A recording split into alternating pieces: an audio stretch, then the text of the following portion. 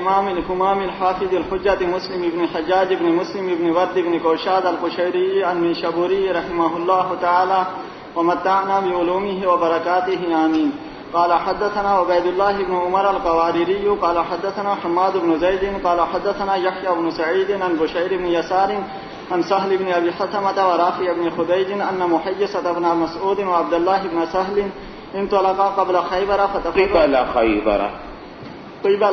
فتفرقا في النخل فقتل عبد الله بن سهل فاتهموا اليهود فجاء أخوه عبد الرحمن وابن عمه خويصة ومحيصة إلى النبي صلى الله عليه وسلم فتكلم عبد الرحمن في أمر أخيه وهو أصغر منهم فقال رسول الله صلى الله عليه وسلم كبر الكبرى أو قال كبر الكبرى أو كبر الكبرى كبر الكبرى أو قال ليبدأ الأكبر فتكلم في أمر صاحبهما فقال رسول الله صلى الله عليه وسلم يقسم 50 منكم على رجل منهم فيدفع برمته رمہ اس رسی کو کہتے ہیں جس میں قاتل کو پکڑ کر اولیاء مقتول کے سپرد کیا جائے تاکہ وہ اس سے قصاص لے لیں. جی. قالوا امر لم نشهدوا كيف نحلف قال فتبرئكم يهود بأيمان 50 منهم فتبرئكم يهود اي تبرئ اليكم يهود. جی. قالوا يا رسول الله قوم كفار فوداه رسول الله صلى الله عليه وسلم من قبله قال سهل فدخلت مربدا لهم يوما. مربد وہ جگہ جہاں جانور باندھے جاتے ہیں. جی. فركضتني ناقة من تلك الإبل.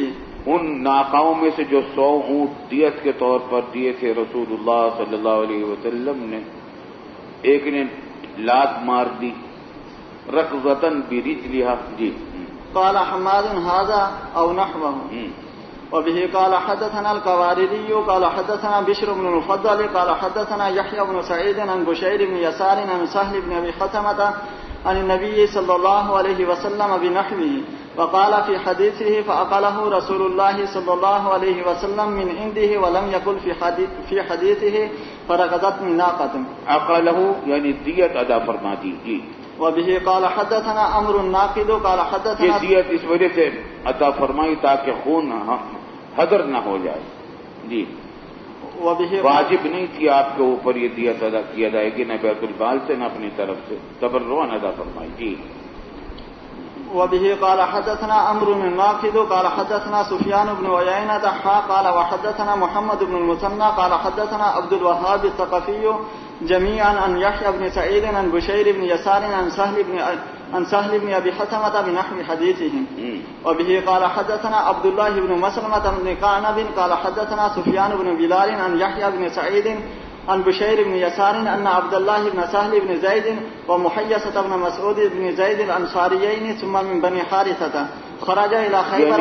یہ انصاری تھے اور پھر انصاریوں میں سے بھی بنو حارثہ سے ان کا تعلق تھا. جی. خرج إلى خيبر في زمان رسول الله صلى الله عليه وسلم وهي يومئذ صلح.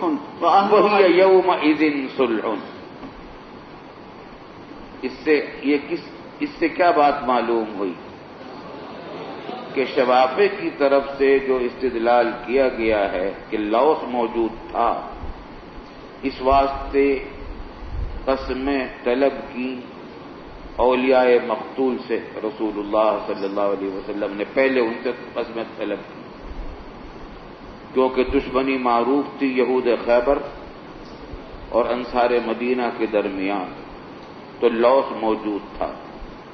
لیکن یہ روایت خود واضح طور پر بتلا رہی ہے کہ لوث موجود نہیں تھا، کیونکہ یہ دشمنی تھی فتح خیبر سے پہلے.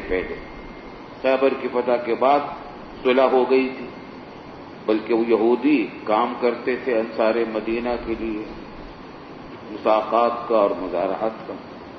بات سمجھ میں آ رہی ہے. جی.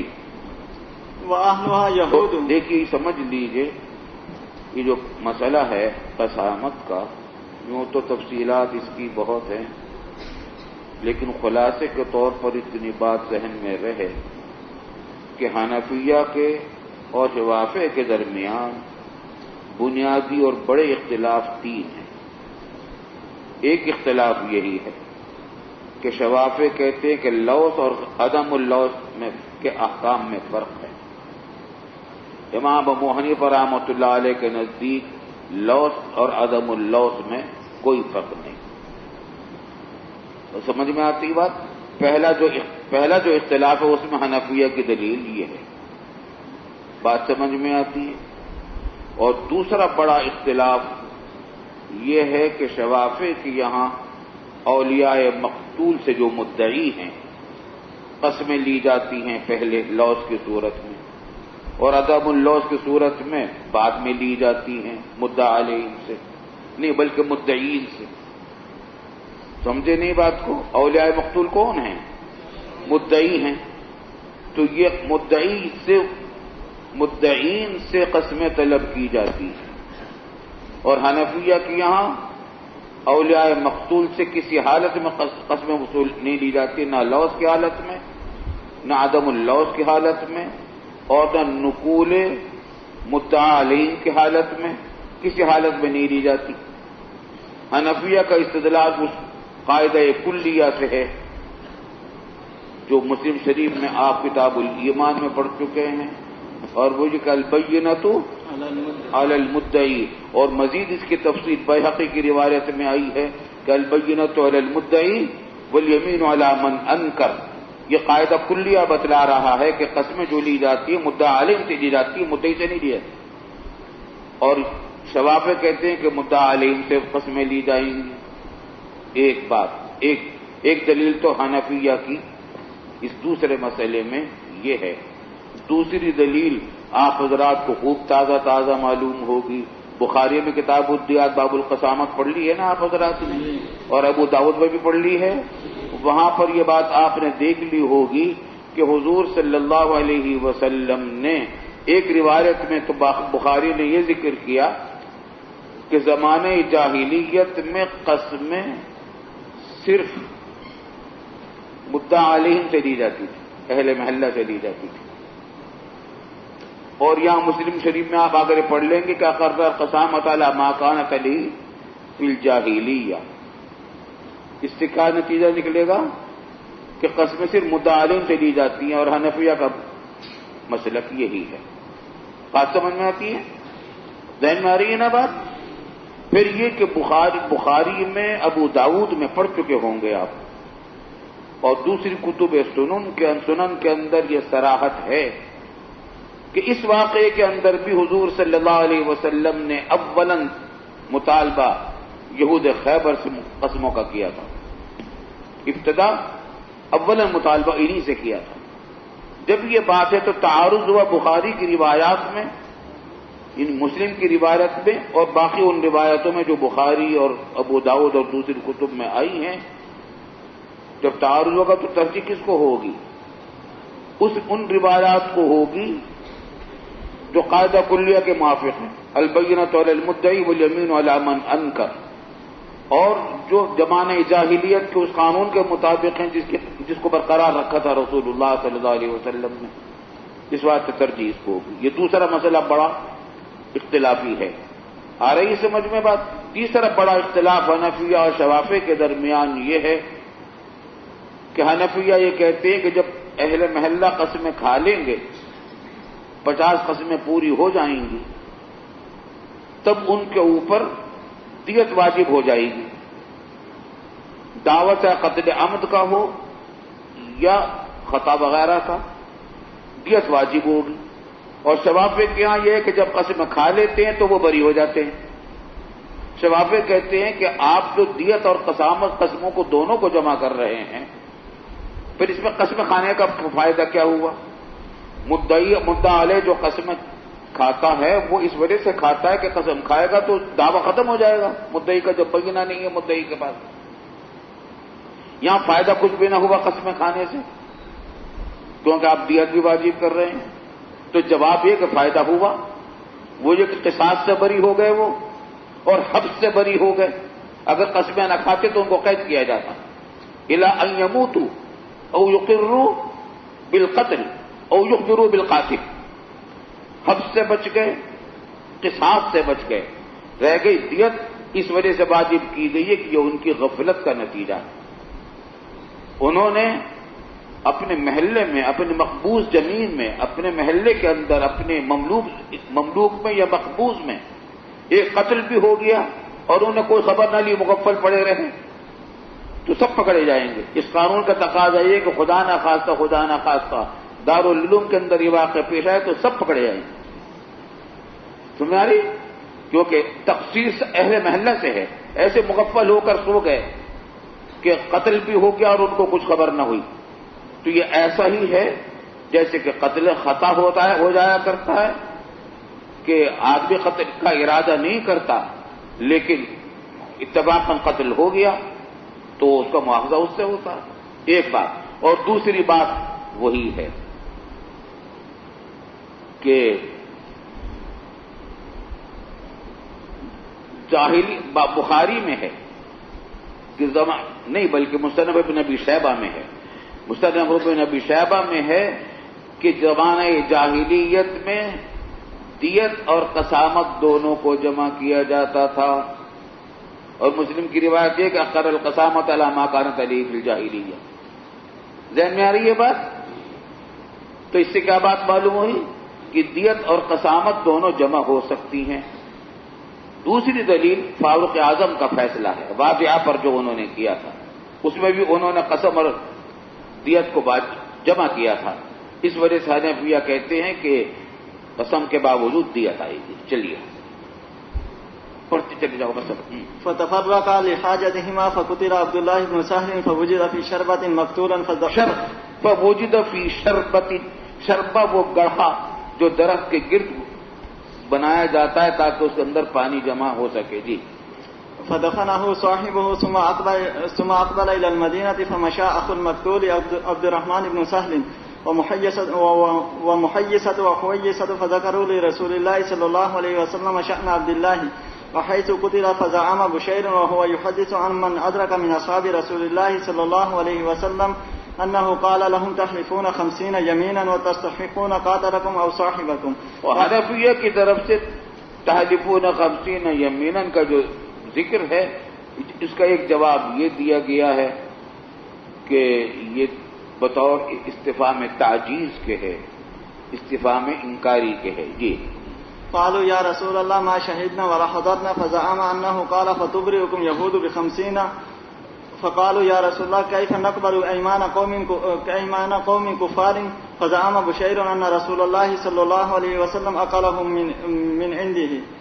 وبه قال حدثنا يحيى بن يحيى قال أخبرنا هشيم عن يحيى بن سعيد عن بشير بن يسار أن رجلا من الأنصار من بني حارثة يقال له عبد الله بن سهل بن زيد انطلق هو وابن عم له يقال له محيصة بن مسعود بن زيد وساق الحديث بنحو حديث الليث إلى قوله فوداه رسول الله صلى الله عليه وسلم من عنده. قال يحيى فحدثني بشير بن يسار قال أخبرني سهل بن أبي حثمة قال لقد ركضتني فريدة من تلك الفرائض بالمربد. وبه قال حدثنا محمد بن عبد الله بن نمير قال حدثنا أبي قال حدثنا سعيد بن عبيد قال حدثنا بشير بن يسار الأنصاري عن سهل بن أبي حثمة الأنصاري أنه أخبره أن نفرا منهم انطلقوا إلى خيبر فتفرقوا فيها فوجدوا أحدهم قتيلا. وساق الحديث وقال فيه فكره رسول الله صلى الله عليه وسلم أن يبتر دمه فوداه 100 من إبل صدقة. وبه قال حدثني إسحاق بن منصور قال أخبرنا بشر بن عمر قال سمعت مالك بن أنس يقول حدثني أبو ليلى بن عبد الله بن عبد الرحمن بن سهل عن سهل بن أبي حثمة أنه أخبره عن رجال من كبراء قومه. فوداه 100 من إبل صدقة. ہو سکتا ہے کہ ابل صدقہ حضور صلی اللہ علیہ وسلم نے خرید لیا اپنی رقم سے اور پھر اس سے دیت اپنے طور پر ادا کی ہو. جی. أن عبد الله بن سهل ومحيصة خرجا إلى خيبر من جهد أصابه فأتى محيصة فأخبر أن عبد الله بن سهل قد قتل وطرح في عين أو فقير فأتى يهودا فقال وطرح في عين أو قال فقير. خیر جائیے. عین سے مراد بھی وہی شربہ ہے اور فقیر سے مراد بھی شربہ گڑھا. جی. فأتى يهودا فقال أنتم والله قتلتموه قالوا والله ما قتلناه ثم أقبل حتى قدم على قومه فذكر لهم ذلك ثم أقبل هو وأخوه وحويصة وهو أكبر منه عبد الرحمن بن سهل فذهب محيصة ليتكلم هو الذي كان بخيبر فقال رسول الله صلى الله عليه وسلم لمحيصة كبر كبر يريد السن فتكلم حويصة ثم تكلم محيصة فقال رسول الله صلى الله عليه وسلم إما أن يدعو صاحبكم وإما أن يؤذن بحرب إما أن يؤذنوا بحرب فكتب رسول الله صلى الله عليه وسلم إليهم في ذلك فكتبوا إنا والله ما قتلناه فقال اس روایت سے معلوم ہوتا ہے کہ ابتدا حضرت صلی اللہ علیہ وسلم نے اس واقعے میں بھی یہود خیبر سے یمین طلب کرنے کے ساتھ کی تھی. یہ روایت وہ آئی ہے جو بخاری اور ابو داؤد کی روایت کے موافق ہے. جی. فقال رسول الله صلى الله عليه وسلم لحيصة ومحيصة وعبد الرحمن أتحلفون وتستحقون دم صاحبكم قالوا لا قال فتحلف لكم يهود. جی. فتحلف لكم يهود قالوا ليسوا مسلمين. مطلب ہے کہ فتحلف لكم يهود، یہود تمہارے لیے قسمیں کھا رہے ہیں. معلوم کو مطالبہ کیا گیا قسم کھا رہے ہیں یا کھائیں گے. قالوا ليسوا مسلمين فبداه رسول الله صلی اللہ علیہ وسلم من عنده. اچھا ذرا ٹھہر جائیے. اچھا عبارت پوری پڑھ لیں. فبعث إليهم رسول الله صلى الله عليه وسلم من 100 ناقة حتى أدخلت عليهم الدار فقال سهل فلقد ركضتني منها ناقة حمراء. یہاں پر ایک بات اور بڑی اہم ہے، اور وہ یہ کہ جو دوسرا مسئلہ بنیادی ہے اختلافی حنفیہ اور شوافیہ کے درمیان کہ اولیاء مقتول سے قسمیں لی جاتی ہیں. یہاں حضور صلی اللہ علیہ وسلم کا خطاب کن افراد سے ہے؟ کتنے آدمی تھے یہ جن سے آپ نے کہا کہ اولیاء مقتول کتنے تھے اس وقت؟ یہاں 3 تھے. 2 چچازاد بھائی تھے مقتول کے اور 1 حقیقی بھائی تھا. وارث کون تھا اس میں سے؟ حقیقی بھائی عبد الرحمن ابن ساحل. جو 2 بھائی تھے وہ جو چچازاد بھائی تھے وارث نہیں تھے. امام شافعی کا مذہب یہ ہے کہ قسمیں جو لی جاتی ہیں صرف مقتول کے صرف وارثوں سے لی جاتی ہے، غیر وارثوں سے نہیں لی جاتی. بات سمجھ میں نہیں آتی؟ اور یہاں پر مطالبہ ہو رہا ہے وارثوں سے بھی غیر وارثوں سے بھی. تو اس جملے کا وہ کیا جواب دیں گے؟ چنانچہ علامہ نبوی کو وہاں تعویل کرنی پڑی ہے. دیکھیے شرح میں وہاں تعویل کی ہے انہوں نے. چلیے آگے. یہ بھی ظاہر کے خلاف ہے. بات سمجھ میں آتی ہے بات؟ چلیے آگے. وبه قال حدثني أبو طاهر وحرملة بن يحيى قال أبو طاهر حدثنا وقال حرملة أخبرنا ابن وهب قال أخبرني يونس عن ابن شهاب قال أخبرني أبو سلمة بن عبد الرحمن وسليمان بن يسار مولى ميمونة زوج النبي صلى الله عليه وسلم عن رجل من أصحاب رسول الله صلى الله عليه وسلم من الأنصار أن رسول الله صلى الله عليه وسلم أقر القسامة على ما كانت عليه في الجاهلية. وبه قال حدثنا محمد بن رافع قال حدثنا عبد الرزاق قال أخبرنا ابن جريج قال حدثني ابن شهاب بهذا الإسناد مثله وزاد وقضى بها رسول الله صلى الله عليه وسلم بين الناس من الأنصار في قتيل ادعوه على اليهود. ایک بات یہاں دیکھنے کی توجہ طلب ہے یہ تمام دیات کے مسئلے میں کہ انسانی جان کی کتنی قدر و قیمت ہے اسلامی قوانین میں، کتنی اہمیت ہے. یہ نہیں کہ بس قتل ہو گیا اب کوئی پوچھنے والا نہیں، نہ وارثوں کو نہ غیر وارثوں کو، اور خون بس بیکار اور ہدر ہو گیا. خون کی بڑی قیمت ہے. ہاں یہاں پر نہ بینہ ہے قاتلوں پر، قاتلوں کا جرم بھی ثابت نہیں ہو سکا، کچھ بھی نہ ہو سکا، لیکن پھر بھی دیت ادا کی گئی. اب ذرا دیکھیے تو صحیح دیت کتنی ہے. چاہیے تو یہاں پر چلیے حضور صلی اللہ علیہ وسلم نے تبرعاً دیت ادا فرما دی، لیکن جہاں دیت ادا کی جاتی ہے کتنے ہیں؟ 100 اونٹ ہیں ایک آدمی کی دیت. اور آج یہاں کتنے قتل ہو جاتے ہیں، حکومت کی طرف سے بڑی فیاضی کا اعلان ہوتا ہے کہ 2 لاکھ روپے فی کس ان کو معاوضہ دے دیا جائے، جان چلی گئی 2 لاکھ روپے دے دیے۔ 100 اونٹ کی کیا قیمت ہوگی آج کل، کتنی زبردست قیمت ہوگی۔ چلیے آگے۔ وبه قال حدثنا حسن بن علي الحلواني قال حدثنا يعقوب وهو ابن إبراهيم بن سعد قال حدثنا أبي عن صالح عن ابن شهاب أن أبا سلمة بن عبد الرحمن وسليمان بن يسار أخبراه عن ناس من الأنصار عن النبي صلى الله عليه وسلم بمثل حديث ابن جريج. جی بسم الله الرحمن الرحيم. باب حكم المحاربين والمرتدين. وبه قال حدثنا يحيى بن يحيى التميمي وابو بكر بن ابي شيبه كلاهما عن هشيم واللفظ ليحيى قال اخبرنا هشيم عن عبد العزيز بن صهيب وحميد عن انس بن مالك رضي الله عنه وعنهم ان ناسا من عرينة قدموا على رسول الله صلى الله عليه وسلم المدينة فاجتووها فقال لهم رسول الله صلى الله عليه وسلم ان شئتم ان تخرجوا الى ابل الصدقة فتشربوا من البانها وابوالها ففعلوا فصحوا ثم مالوا على الرعاء فقتلوهم وارتدوا عن الإسلام وساقوا زود رسول الله صلى الله عليه وسلم فبلغ ذلك النبي صلى الله عليه وسلم فبعث في إسرهم اور یا فی اثرهم جی في إسرهم فأتي بهم فقطع أيديهم وأرجلهم وسمل أعينهم وتركهم في الحرة حتى ماتوا. یہ حدیث آپ بار بار پڑھ چکے بخاری شریف میں. چلیے آگے.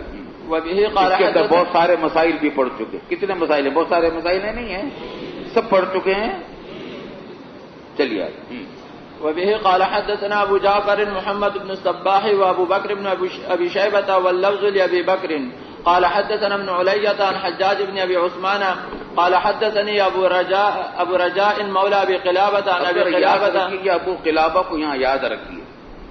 ابو قلابہ روایت عن ابی قلابہ قال حدثني. آگے پڑھیے جی. قال حدثني انس رضي الله عنه وعنهم ان نفرا من عقل 8 قدموا على رسول الله صلى الله عليه وسلم فبايعوه على الاسلام فاستوخموا الارض وسقمت اجسامهم فشكوا ذلك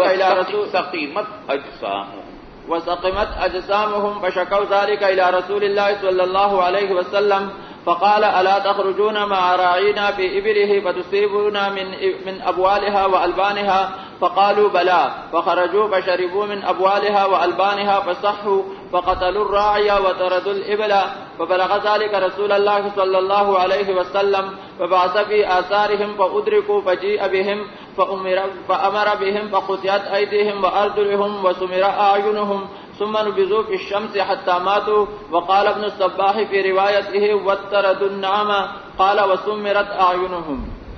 سملا اور سمرا را لام دونوں کے ایک ہی معنی ہے. یہاں پر ایک بات ذہن میں رہے، توجہ رہے کہ اس پورے واقعے میں کہیں تسلیب کا ذکر نہیں ہے. سولی پر نہیں لٹکایا، قتل کیا، ہاتھ پاؤں من خلاف کاٹے گئے اور ان کو قتل کیا گیا اور آنکھیں پھوڑی گئی. وہ تو خیر مسئلہ تھا، منسوخ ہو گیا. لیکن یہ کہ قتل ہاتھ کاٹے گئے من خلاف، ہاتھ پاؤں کاٹے گئے من خلاف، اور کیا کیا گیا؟ قتل کیا گیا مگر تسلیب نہیں کی گئی. اور مال بھی لوٹا ان لوگوں نے، مال بھی لوٹا تھا، قتل بھی کیا تھا. تو تفصیل آپ پڑھ چکے ہیں. بہت کئی صورتیں بنتی ہیں یہاں. ایک صورت یہ ہے کہ اخذ مال بھی کیا ہو ڈاکوؤں نے اور قتل بھی کیا ہو، تو اس صورت میں امام ابو حنیفہ اور امام شافعی کا مسلک مختلف ہے. کچھ یاد ہے؟ یاد ہے؟ ہاں، امام ابو حنیفہ کیا کہتے ہیں؟ ان صورتوں میں اختیار دیتے ہیں قتل ایدی وارجل من خلاف، تسلیب اور قتل صورتوں میں اختیار ہے، وہاں بھی کر سکتے ہیں. چاہے تینوں سزاؤں کو جمع کر دے. سمجھے نہیں بات کو؟ کیا کرے؟ قتل ایدی والارجل من خلاف بھی کر دے، قتل بھی کر دے، تسلیم بھی کر دے، اور چاہے تو انشاء قتلہم و انشاء صلبہم. اور امام شافعی رحمۃ اللہ علیہ کہتے ہیں کہ قتل اور تسلیم ہی معین ہے۔ اس واقعے سے کیا بات معلوم ہو رہی ہے کہ تسلیم کی نہیں تھی حضور صلی اللہ علیہ وسلم نے، حالانکہ ان ڈاکوؤں نے قتل بھی کیے تھے اور اخذ مال بھی کیا تھا۔ بات سمجھ میں آ رہی ہے؟ تو حنفیہ کا استدلال اس واقعے سے بھی ہے۔ چلیے آگے۔ وبه قال حدثنا هارون بن عبد الله قال حدثنا سليمان بن حرب قال حدثنا حماد بن زيد عن أيوب عن أبي رجاء مولى أبي قلابة قال أبو قلابة حدثنا أنس بن مالك رضي الله عنه وعنهم قال یہ ابو قلابہ کو یاد رکھیے۔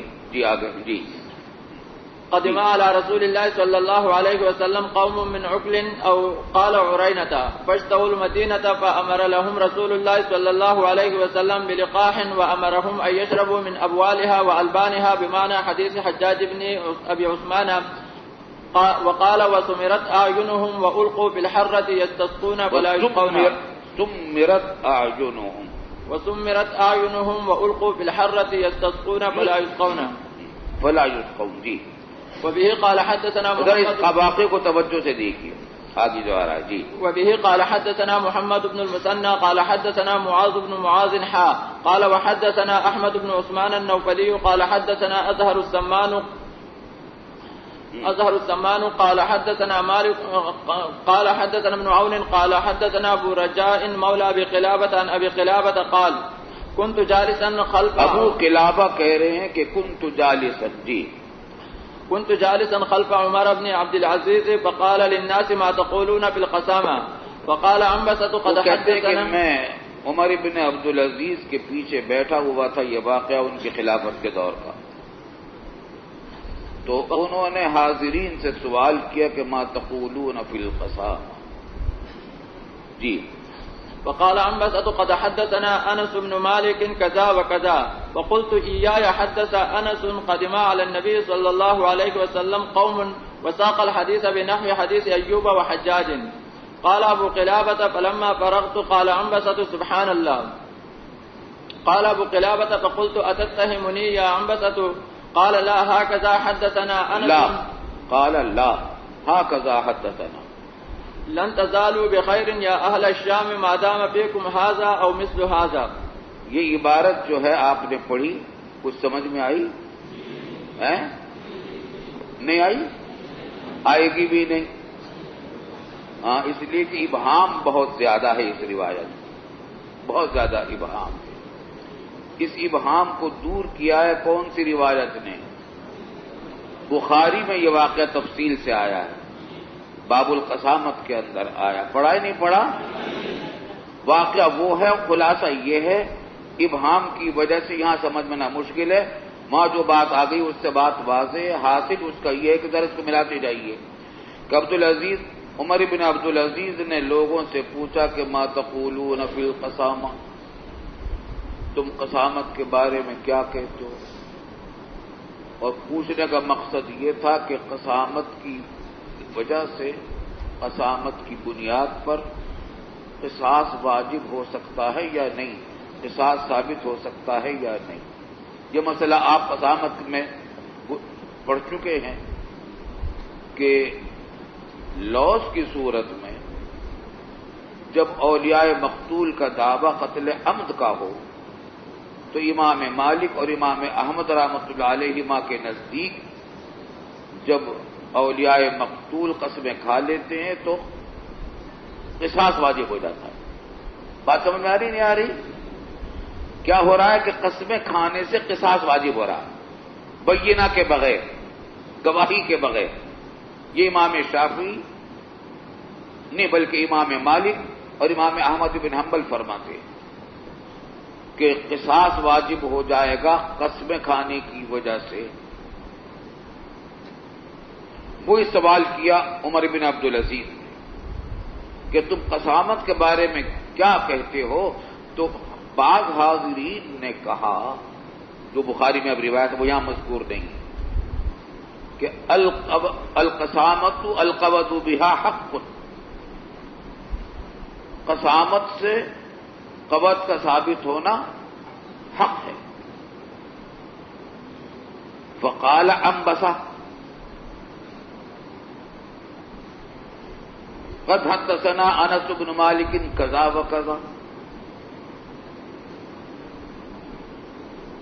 اور حضرت انس کی روایت کوئی نقل کی اورانیین سے متعلق جو اوپر آئی ہے، لیکن ان کو وہ حدیث پوری طرح یاد نہیں تھی، ہم بس اب یہ واقعہ پوری طرح یاد نہیں تھا، سمجھے بات کو؟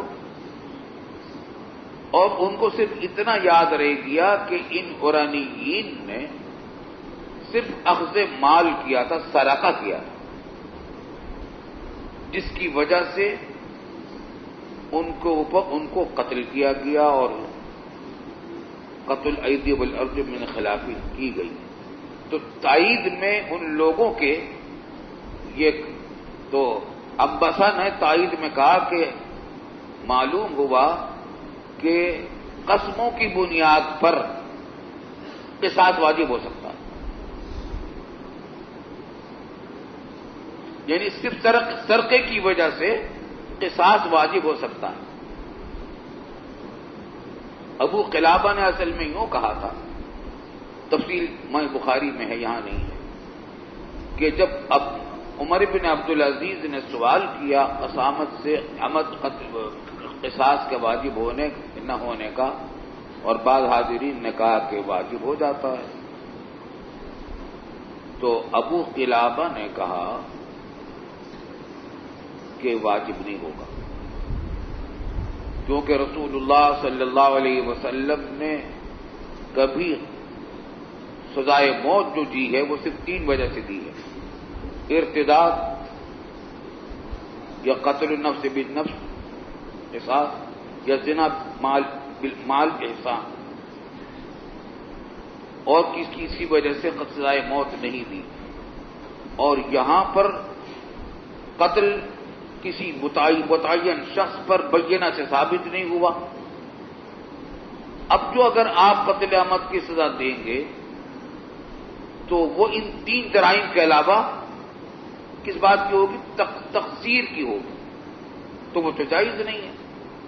خلاصہ یہ کہ قتل نفس صرف 3 صورتوں میں ہو سکتا ہے، 4تھی صورت میں نہیں ہو سکتا، اور قسامت کی جو صورت ہے یہ ان 3 کے علاوہ ہے، اس بات جائز نہیں ہوگا۔ یہ کس نے کہا؟ ابو قلابہ نے۔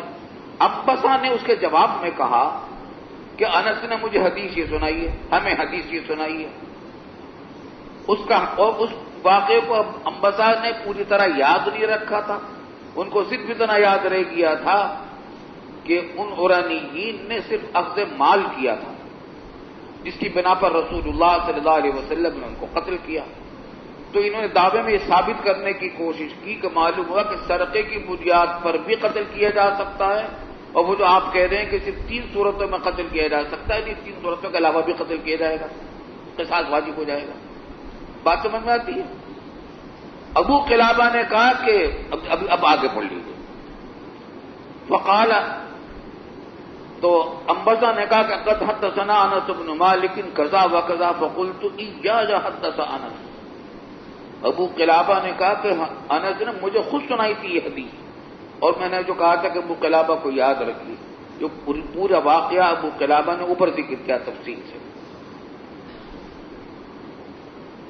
قدیم علی النبی صلی اللہ علیہ وسلم قوما، اور پھر پورا واقعہ سنایا، وہی واقعہ جو اوپر آ چکا ہے۔ قال ابو قلابہ فلما فرغت قال عنبسۃ سبحان اللہ۔ تو ابو قلابہ نے جو حدیث سنائی یہ مختلف تھی انبسا کی روایت سے، تو انہوں نے کہا کہ سبحان اللہ، یہ یوں سمجھے۔ قال ابو قلابہ فقلت اتتہمونی یا انبسا۔ ابو قلابہ نے کہا کہ کیا مجھے آپ متہم سمجھ رہے ہیں کہ میں الیاذ باللہ میں نے روایت میں بے احتیاطی کی ہے اور غلط بیانی کی ہے؟ قال لا، آپ کے بارے میں مجھے یہ گمان بالکل نہیں۔ ہاں کذا حدثنا انس، کہ مجھے اب یاد آیا کہ ہمیں اسی طرح حدیث سنائی تھی انس نے جس طرح آپ نے سنائی ہے۔ تو تعریف کی کہ اور سبحان اللہ جو کہا اس کی تعریف کے طور پر کہا۔ پھر کہا کہ لن تزالوا بخیر یا اہل الشام ما دام فیکم ھذا او مثل ھذا، حاصل یہی نکلا کہ ابو قلابہ کی جو روایت تھی انبسا نے اسی کی تائید کی. چلیے آگے. وبه قال حدثنا الحسن بن ابي شعيب الحراني قال حدثنا مسكين وهو ابن بكير الحراني قال اخبرنا الاوزاعي قال وحدثنا عبد الله بن عبد الرحمن الدارمي قال حدثنا محمد بن يوسف عن الاوزاعي عن يحيى بن ابي كثير عن ابي قلابة عن انس بن مالك رضي الله عنه وعنهم قال قدم على رسول الله صلى الله عليه وسلم 8 نفر من عقل بنحو حديثهم وزاد في الحديث ولم يحسمهم جی. وبه قال حدثنا هارون بن عبد الله قال حدثنا مالك بن اسماعيل قال حدثنا زهير قال حدثنا سماك بن حرب عن معاوية بن قرة عن انس بن مالك رضي الله عنه وعنهم قال أتى رسول الله صلى الله عليه وسلم نفر من عرينة فأسلموا وبايعوه وقد وقع بالمدينة الموم وهو البرسام ورم في الرأس وورم في الصدر. اختلال العقل ہو جاتا ہے اس میں. جی. ثم ذكر نحو حديثهم وزاد وعنده شباب من الأنصار قريب من 20 جی. فأرسلهم إليهم وبعث معهم قائفا يختص أثرهم. بس ان کے ساتھ حضور صلی اللہ علیہ وسلم ان کی طرف بھیجا حضور صلی اللہ علیہ وسلم نے ان کو پکڑنے کے لیے. وبعث معهم قائفا يختص أثرهم. ان کے ساتھ ایک قیافہ شناس کو بھی بھیجا جو ان کے نشان قدم کو پیچھے دیکھتا جائے. قائف جانتے ہیں نا قیافہ شناس کو؟ سمجھے بات کو. اس قیافہ شناس ہی کی نشاندہی پر وہ پکڑے گئے. جانا سے وہ جا رہے تھے تو اس راستے سے وہ پکڑے گئے. کبھی کسی قیافہ شناس سے واسطہ پڑا آپ لوگوں کا؟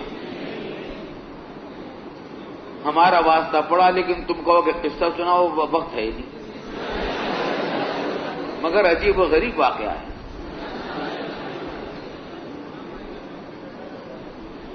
بہت پرانی بات ہے. جب ہم قرآن شریف حفظ کرتے تھے میری عمر 14 سال تھی. جیکب لائن میں ہم رہتے تھے. ایک کوارٹر کے اندر رہتے تھے جامع مسجد کے قریب. جیکب لائن جو جامع مسجد ہے اس کے کچھ قریب میں کوارٹر تھا. 2 کوارٹر تھے ہمارے سامنے کے کوارٹر میں ایک صاحب رہتے تھے. وہ بھی ضلع سہارنپور کے تھے. ہم دیوبند کے ہم ضلع سہارنپور, دیوبند بھی ضلع سہارنپور میں. تو ہمارا ان سے تعلقات تھے. عورتوں کے عورتوں میں, بچوں کے بچوں میں, بڑوں کے بڑوں میں. تو مجھے باغبانی کا شوق بچپن سے ہے. تو اپنے کوارٹر کے سامنے کچھ کیاریاں بنی ہوئی تھی. میں اس کے اندر کھود بود رہا تھا پودے وودے لگانے کے لیے. زمین کو صاف کر رہا تھا.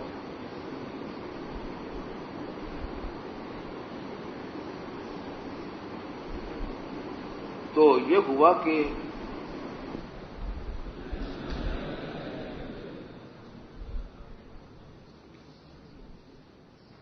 سامنے جو مکان تھا کوارٹر ان میں ایک نوجوان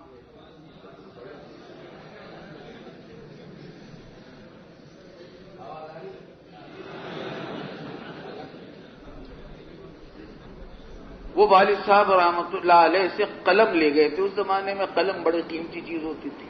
آج تک تو کوئی قدر و قیمت نہیں. اس بیچارے کو کوئی درخواست لکھنی تھی تو والد صاحب سے قلم مستعار لے گئے تھے.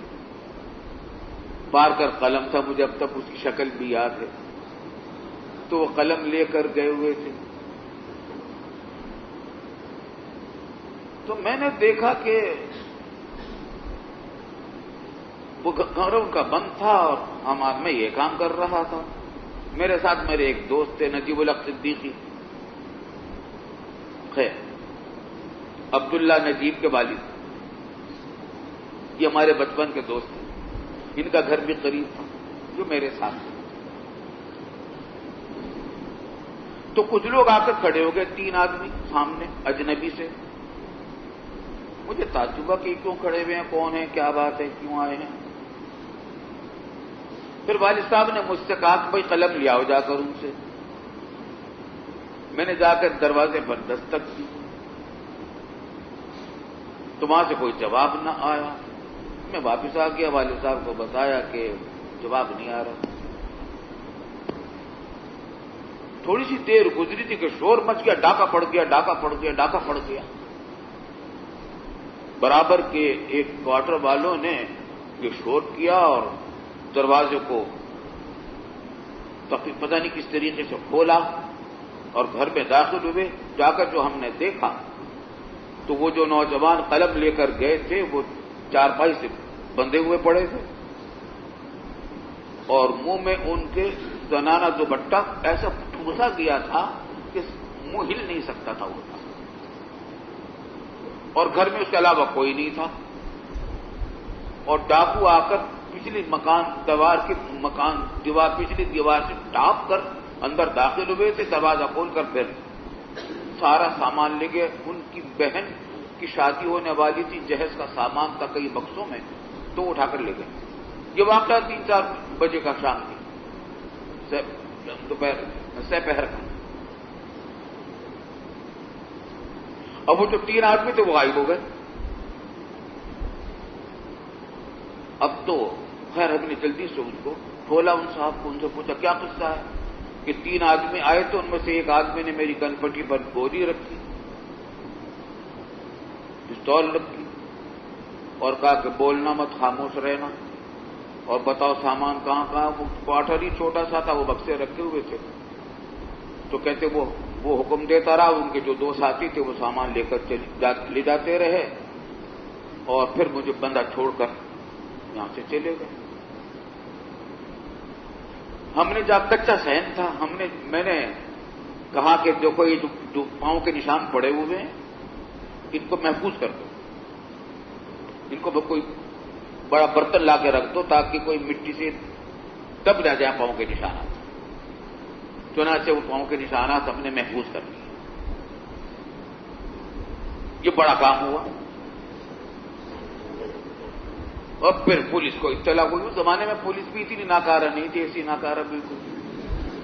تو خیر پولیس نے تفتیش شروع کی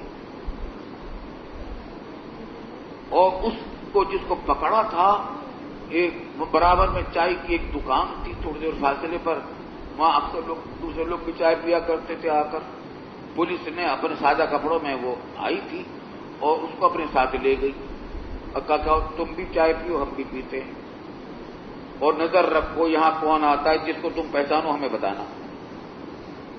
آئی سمجھ بات نہیں؟ چنانچہ بیٹھے رہے, چائے پیتے رہے. 1 مرتبہ گئے, 2 مرتبہ گئے. دوسری مرتبہ جو گئے تو چائے پی رہے تھے کہ ایک آدمی آیا تو اس نے بتا دیا کہ یہ ہے وہ جس نے پستول رکھی تھی میرے یہاں. اشارے بتا دیا کہ یہ ہے. تو پولیس والے نے کہا کہ ٹھیک ہے. جب وہ چائے پی کر چلا تو کچھ پیچھے یہ بھی اس کے پیچھے چلے. اس زمانے میں مہاجرین ٹینٹ میں رہتے تھے, وہ بھی مہاجر تھا تو ٹینٹوں میں رہتے تھے, خیموں میں. تو وہاں جا کر وہ داخل ہو گیا ٹینٹ میں, جا کر لائنی میں تھا, قریب تھا. اس کے پیچھے یہ گئے ان کو لے کر اور دستک بلایا کہ باہر آؤ.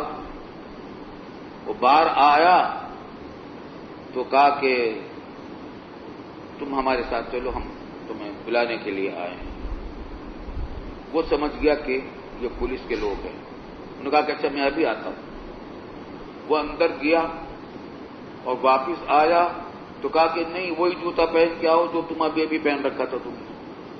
پولیس والوں کی نظر جو پہلی مرتبہ آیا تھا باہر تو اسے جوتا کوئی اور پہن رکھا تھا, اور اب جو اندر گیا تو دوسرا جوتا پہن کر آیا. جوتا بدلنے گیا تھا اندر. وہ کہا کہ وہی جوتا پہن کر آؤ جو تم نے پہلے سے پہن رکھا تھا. وہ جوتا پہن کر آ گیا. اب لے آئے یہاں. اب اس عرصے میں کہا کہ تم نے یہ ڈاکہ زنی کی انکار کیا کہ نہیں جھوٹے. تو پولیس ایک قائف کو بلا کر لائی. سندھی تھا, پرانا, بڑا عجیب و غریب قائف تھا, قیام شناس تھا.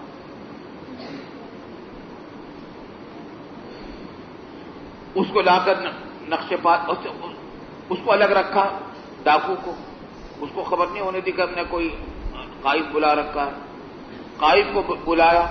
میرے سامنے اس نے پہلی نظر میں یہ کہا کہ یہ شخص ہے، اس کا قد اتنا ہے، قد بتایا، اور اس کے سر پر اتنا بوجھ ہے، اس کا یہ نشان ہے۔ تو قائد سے پوچھا پولیس والوں نے کہ تم پہچان لو گے اس کو؟ کہا کہ میں پہچان لوں گا۔ جس کمرے میں اس کو بٹھا رکھا تھا اور بھی بہت سارے آدمی تھے، جیسے کمرے میں داخل ہوا قائد نے کہا یہ اب تو ہماری بھی حیرت کی انتہا نہ رہی۔ پولیس والوں نے کہا کہ دیکھو تمہیں پکڑے گئے ہو، تو تم جرم ہے۔ کہنے لگے صاحب یہ تو آپ لوگوں کی سازش ہے، آپ بیکار سکھا کر لائے ہیں قائد کو، میں تو اقرار نہیں کر سکتا، یہ تو میرا جرم ہی نہیں، مجھے پھانس رہے ہیں آپ لوگ، میں مظلوم ہوں، اور کہہ رہا کہ تم ظالم ہو، میں مظلوم ہوں۔ پولیس والوں نے کہا کہ اچھا، سارے محلے والوں کو جمع کیا، ویسے ہی جمع ہو گئے تھے بہت سارے، ہم بھی کھڑے تھے کہ اگر ہم تمہیں بتا دیں کہ یہ قائد نے جھوٹ نہیں بولا، ہم ثابت کر دیں کہ اچھا ثابت کر دیجئے۔ تو وہاں کچی زمین تھی باہر، کوارٹر کے باہر، تو جتنے حاضرین، اچھا اس کو بٹھایا کمرے کے اندر، قائد کو بھی کمرے میں بٹھایا اور ڈاکو کو بھی کمرے میں بٹھایا۔ باقی جو محلے کے لوگ تھے 30-40 آدمی تھے، ہم ان سب سے کہا کہ اپنے اپنے پاؤں کے نشان ڈال دیں زمین پر۔ ہم نے سب نے اپنے اپنے پاؤں ڈال دی زمین پر۔ اب اس کو ڈاکو کو بلایا گیا اور قائد کو بلایا گیا، اور اس قائد سے پوچھا کہ بتاؤ کون سا نشان کس کا ہے؟ اس نے ہر ایک کا بتا دیا کہ یہ نشان اس کا، یہ نشان اس کا، اس کا نشان، میرا نشان بھی بتا دیا کہ اس کا۔ ایسا عجیب و غریب قیافہ شناس تھا، ایسے ماہر ہوتے تھے۔ تو اس کو بھیجا تھا رسول اللہ صلی اللہ علیہ وسلم نے ان اورانیین کی گرفتاری کے لیے۔ اس نے پھر بہت سارے واقعات سنائے اپنی زندگی کے عجیب و غریب۔ چلیے آگے۔ قال حدثنا حداب بن خالد قال حدثنا همام قال حدثنا قتادة عن أنس قال وحدثنا ابن المثنى قال حدثنا عبد الأعلى قال حدثنا سعيد عن قتادة عن أنس رضي الله عنه وعنهم وفي حديث همام قدم على النبي صلى الله عليه وسلم رهط من عرينة وفي حديث سعيد من عقل وعرينة نحو حديثهم. وبه قال حدثني الفضل بن سهل الأعرج قال حدثنا يحيى بن غيلان قال حدثنا يزيد بن زريع عن سليمان التيمي عن أنس رضي الله عنه وعنهم قال إنما سمل النبي صلى الله عليه وسلم أعين أولئك لأنهم سملوا أعين الرعاء. بسم الله الرحمن الرحيم. باب ثبوت القصاص في القتل بالحجر وغيره من المحددات والمثقلات وقتل الرجل بالمرأة. وبه قال حدثنا محمد بن المثنى ومحمد بن بشار واللفظ لابن المثنى قال حدثنا محمد بن جعفر قال حدثنا شعبة عن هشام بن زيد عن أنس بن مالك رضي الله عنه وعنهم أن يهوديا قتل جارية على أوضاح لها فقتلها بالحجر. قال فجيء بها إلى النبي صلى الله عليه وسلم وبها رمق فقال لها أقتلك فلان فأشارت برأسها ألا، ثم قال لها الثانية فأشارت برأسها ألا، ثم سألها الثالثة فقالت نعم وأشارت برأسها فقتله رسول الله صلى الله عليه وسلم بين حجرين. یہ واقعہ تو پڑھ لیا ہے نا آپ لوگوں نے، اس کے اندر جو مسائل ہیں وہ سب پڑھ لیا آپ نے. چلیے آگے. وبه قال حدثني يحيى بن حبيب الحارثي قال حدثنا خالد يعني ابن الحارث قال وحدثنا ابو. یہاں پر ایک بات سمجھ لیجیے کہ امام مالک رحمۃ اللہ علیہ کا مذہب اس سلسلے میں یہ ہے کہ اگر مقتول مرنے سے پہلے کسی کی قاتل کی نشاندہی کر دے کہ مجھے فلاں نے قتل کیا ہے تو اس پر قصاص واجب ہو جاتا ہے. بلکہ تفصیل اس کی یہ ہے کہ لوث ثابت ہو جاتا ہے. پھر اگر اولیاء مقتول قسم کھا لیں تو پھر قصاص واجب ہو جاتا ہے. آئی سمجھ میں بات؟ اور استدلال اس واقعے سے کیا. بات سمجھ میں آتی ہے؟ چلیے آگے. لیکن آگے جمہور کی طرف سے جواب آئے گا آگے چلیے. قال وحدثنا ابو كريب قال حدثنا ابن ادريس كلاهما عن شعبة بهذا الاسناد نحوه وفي حديث ابن ادريس فروضح رأسه بين حجرين. وبه قال حدثنا عبد بن حميد قال حدثنا عبد الرزاق قال أخبرنا معمر أن أيوب أن أبي قلابة عن أنس رضي الله عنه وعنهم أن رجلا من اليهود قتل جارية من الأنصار على حلي لها ثم ألقاها في القليب ورضح رأسها بالحجارة فأتي به رسول الله صلى الله عليه وسلم فأمر به أن يرجم حتى يموت فرجم حتى مات. وبه قال حدثني إسحاق بن منصور قال أخبرنا محمد بن بكر قال أخبرنا ابن جريج قال أخبرني معمر أن أيوب بهذا الإسناد مثله. وبه قال حدثنا حداب بن خالد قال حدثنا حمام قال حدثنا قتادة عن أنس بن مالك رضي الله عنه وعنهم أن جارية وجد رأسها قد رد بين حجرين فسألوها من صنع هذا بك. اس طرح دیکھیے اس روایت کو, من صنع هذا بك فلان و فلان حتی ذکر الیہودیہ, اس قاتل کا ذکر کیا, فاومت براسها, تو اس نے اپنے سر سے اشارہ کیا کہ ہاں مجھے اسی یہودی نے قتل کیا. فاخذ الیہودی فاقر, تو اب اس نے اقرار کر لیا. معلوم ہوا کہ اس واقعے سے استدلال امام مالک رحمۃ اللہ علیہ کے مسلک پر نہیں ہو سکتا, کیونکہ یہاں تو اقرار کر لیا تھا اس قاتل نے, اور اس کی وجہ سے حضور صلی اللہ علیہ وسلم نے اس کو قتل کیا. فامر به رسول اللہ صلی اللہ علیہ وسلم, فأمر به رسول الله صلى الله عليه وسلم أن يرد رأسه بالحجارة. وبه قال حدثنا محمد بن المثنى وابن بشار قال حدثنا محمد بن جعفر قال حدثنا شعبة عن قتادة عن زرارة عن عمران بن حسين قال عن عمران بن حسين رضي الله عنه وعنهم قال قاتل. یہ نیا مسئلہ آیا, نیا باب آیا, ذرا دیکھ لیجیے. قاتل یعلا بن منیۃ او ابن امیۃ, ذرا سمجھ لیجیے. یعلا جو ہیں ان کی والدہ کا نام ہے منیہ, والد کا نام ہے امیہ, اس واسطے ان کو ابن منیہ بھی کہہ سکتے ہیں, ابن امیہ بھی کہہ سکتے ہیں. چنانچہ راوی نے دونوں طریقے سے ذکر کیا. جی, قاتل يعلى بن منية أو قال ابن أمية رجلا فعض أحدهما صاحبه فانتزع, ان میں سے ایک نے دوسرے کو کاٹا. فانتزع يده من فيه, معزوز نے اپنا ہاتھ کھینچا اس آگ کے کاٹنے والے کے منہ سے. فنزع ثنيته, تو اور جب جو کھینچا تو اس کا ثنیہ کھنچ آیا اس کے ساتھ. وقال ابن المثنى ثنيتيه فاختصما الى النبي صلى الله عليه وسلم فقال ايعز احدكم كما يعز الفاس لا دیت له, اس کی کوئی دیت نہیں.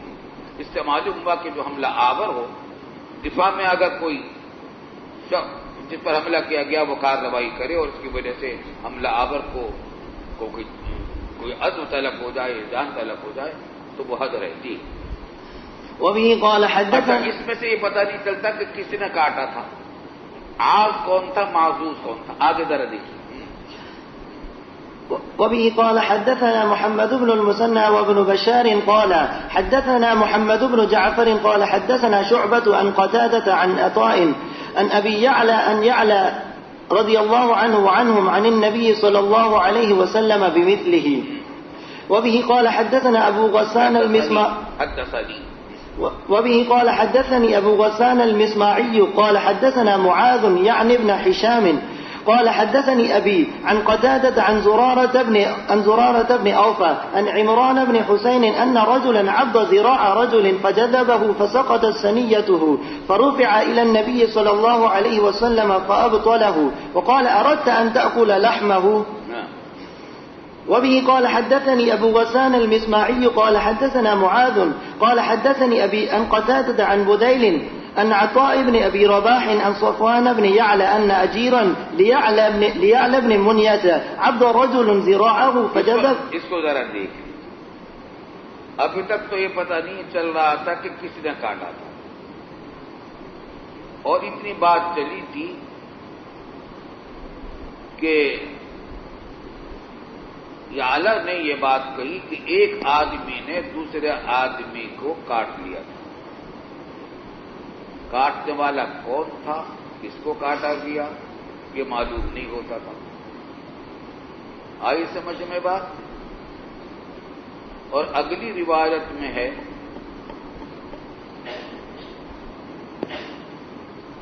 اچھا اسی بھی روایت میں کہ جھگڑا جو ہوا تھا کس کا ہوا تھا، یعلا کا ہوا تھا. لڑائی جو ہوئی تھی یعلا کی ہوئی تھی کسی شخص سے، اور ان میں سے ایک نے دوسرے کو کاٹ لیا تھا. کاٹنے والے کا نام نہیں پتہ چلتا. یہاں پر کیا پتہ چل رہا ہے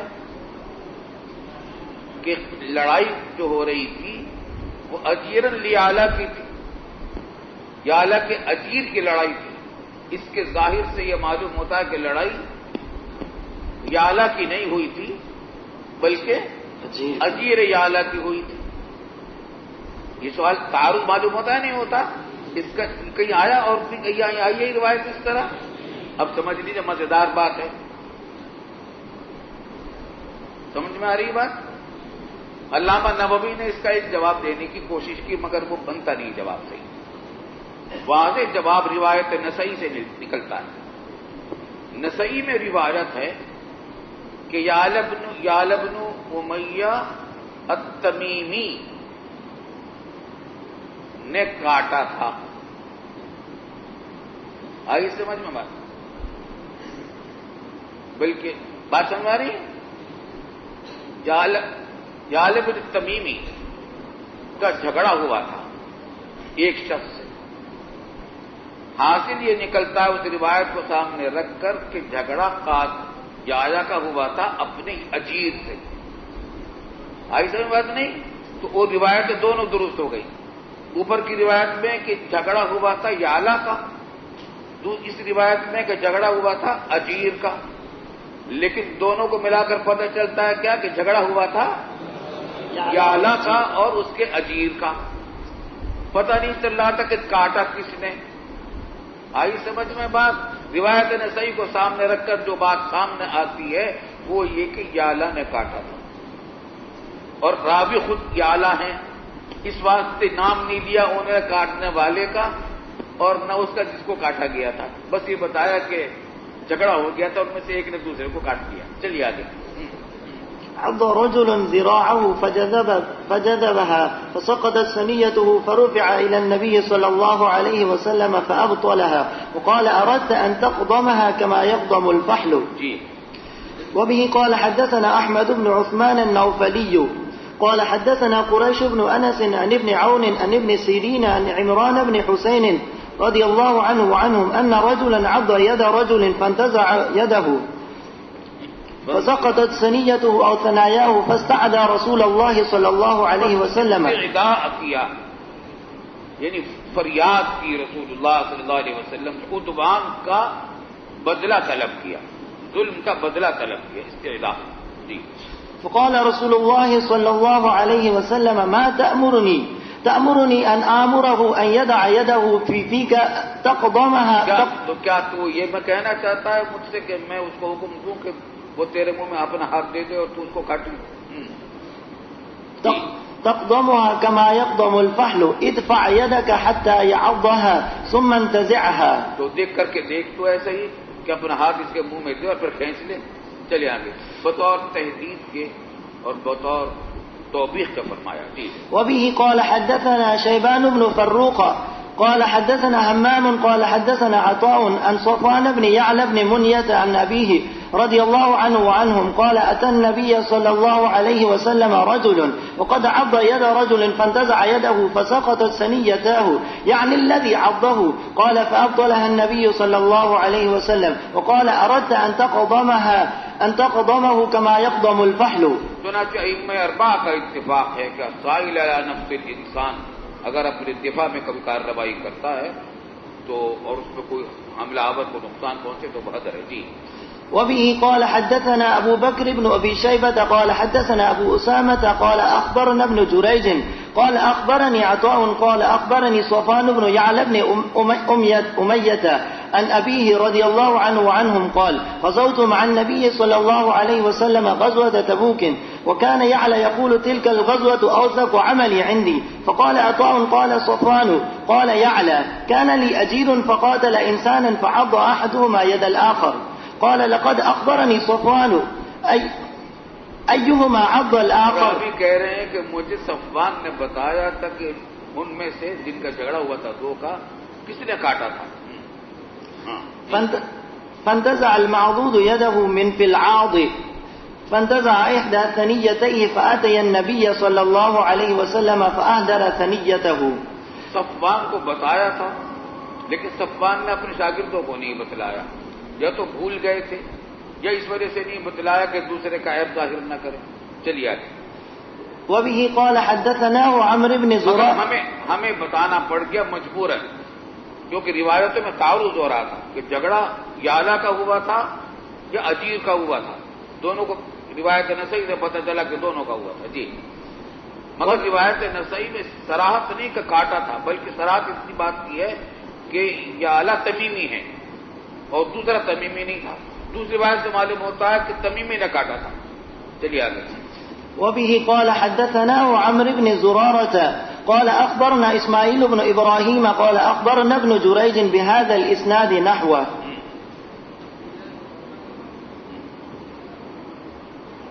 بسم الله الرحمن الرحيم. باب إثبات القصاص في الأسناد وما في معناها.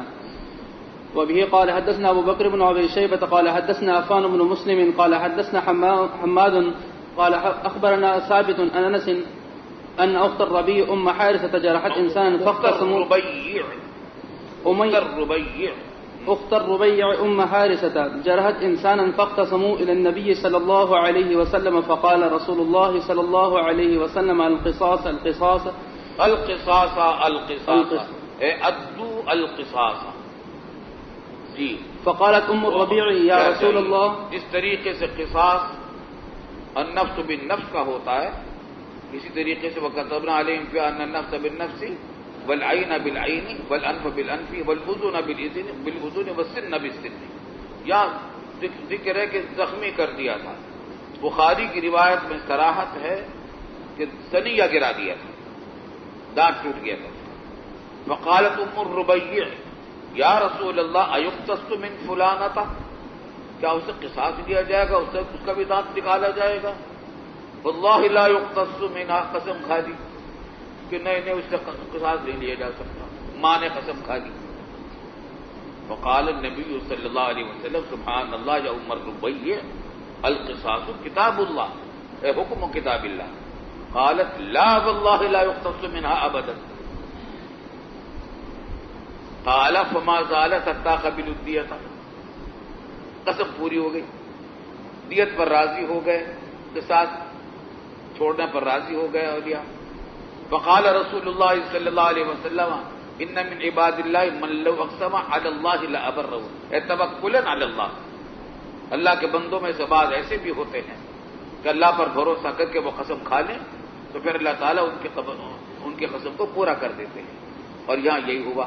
معلوم ہوا کہ اس خاتون نے کوئی نافرمانی کا انداز اختیار نہیں کیا تھا بلکہ توکلا علی اللہ، نہ بطور ناز کے یہ قسم کھا لی. جی باب ما یباح به دم المسلم. اچھا ذرا یہاں اتنی بات سمجھ لیجئے کہ دانت کے قصاص کے سلسلے میں حنفیہ کا اصل مسلک یہ منقول چلا آتا ہے کہ اگر دانت کسی نے کسی کا اس کی جڑ سے اکھاڑ دیا تب تو قصاص یہی ہوگا کہ اس کا بھی جڑ سے اکھاڑ دیا جائے گا وہی دانت.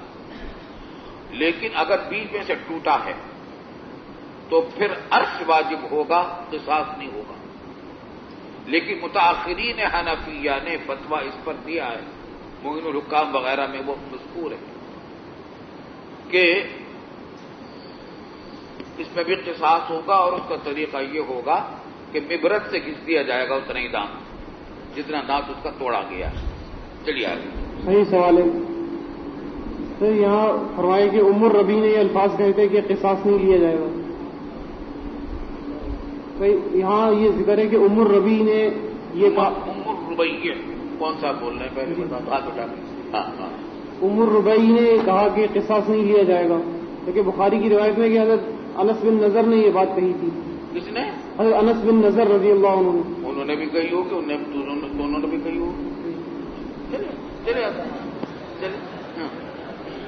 وبه قال حدثنا ابو بكر بن ابي شيبه قال حدثنا حفص بن غياث وابو معاويه ووكيع عن الاعمش عن عبد الله بن مره عن مسروق عن عبد الله قال رضي الله عنهم قال رسول الله صلى الله عليه وسلم لا يحل دم امرئ مسلم يشهد ان لا اله الا الله واني رسول الله الا باحدى ثلاث: السيب الزاني والنفس بالنفس والتارك لدينه المفارق للجماعه. ذرا ٹھہر جائیے، آپ حدیث پڑھ چکے ہیں لیکن ذرا سمجھ لیجیے یہاں بات.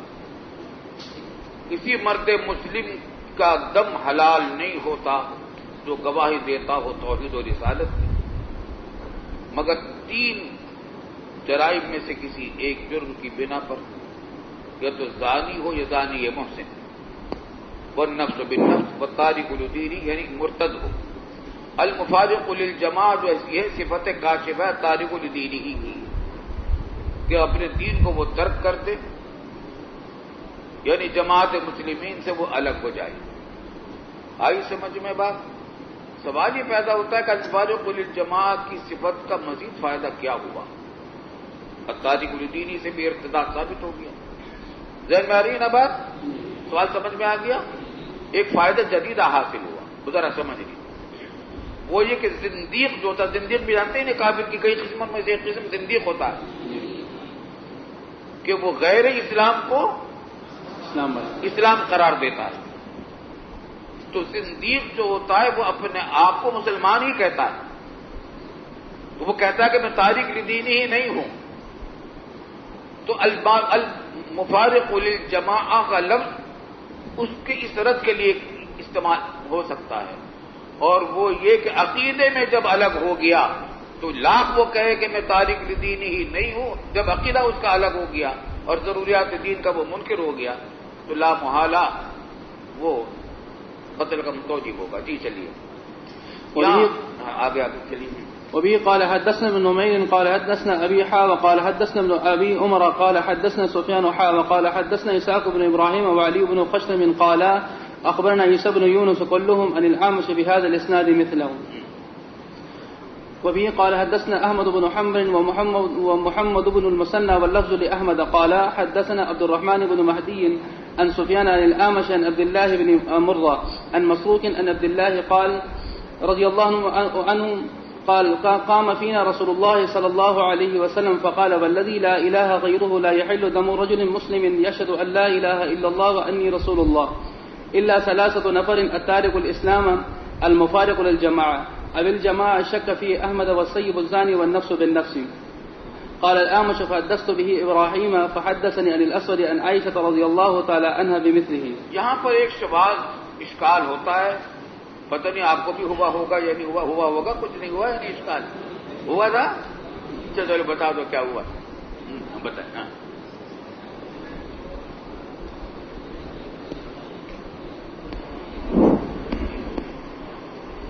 یہاں اشکال یہ ہوتا ہے کہ حدیث میں ذکر ہے کہ مسلمان کے خون ان 3 کے علاوہ کسی اور مسلمان کے خون بہانا جائز نہیں ہے. حدیث باب میں کیا، حالانکہ ان کے علاوہ بھی بہت سی صورتیں ہیں کہ ان میں مسلمان کے خون جائز ہے.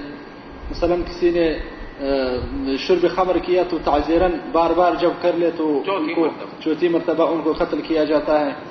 یا ایسا ڈاکہ زنی میں ان کو یا چوری کر لے تعزیراً امام ان کو قتل کر سکتا ہے. ڈاکہ قطاع طریق، تو اس میں اگر وہ قتل کرے دوسرے کو تو وہ تو قتل ہوا، النفس بالنفس میں آ گیا، وہ تو النفس بالنفس میں آ گیا. ہاں پہلی ایک قسم تو ہو گئی، وہ ان 3 کے علاوہ ایک تو ہو گیا شارب خمر، 4تھی مرتبہ، جو 3 مرتبہ بعد لگ چکی ہے، اب 4تھی مرتبہ شراب کرے، شراب پی لے تو فقتلوہ. پھر رابعہ فرمایا ماں حضور صلی اللہ علیہ وسلم. یاد ہے نہیں یاد ہے؟ ہاں. اور کون سی صورت ہے جہاں مزید باغی کو